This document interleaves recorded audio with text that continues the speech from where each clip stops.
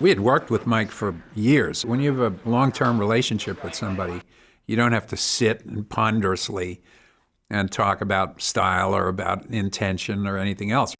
We could talk in shorthand about things. He was like talking to a brother.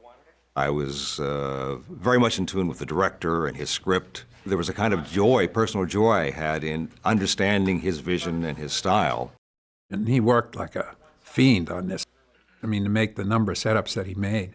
Sometimes he was on a dolly, and then there are some handheld scenes. He was just able to take that old BL and sling it on his shoulder and walk around. But it wasn't Steadicam, it was Mike's muscle power. We designed a very loose lighting style, so we wouldn't be bogged down with those big moves, which are typically lighting. If you had to, spend 2 hours lighting every setup, it would have been absolutely impossible. And we stayed very, very portable, shooting quick and dirty, so to speak. Okay, Mike.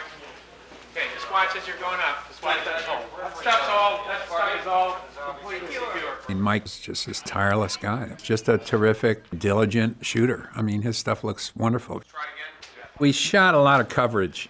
I used to call it the cover your ass style of directing, which is just get a lot of shots and don't move the camera a lot. If you cover a lot of different angles, you can basically cut that together any way you want. You can cut dialogue, put it somewhere else, move things around, change the speed of action. You leave yourself a million options if you shoot that way. I always enjoy editing, my favorite part of the whole process.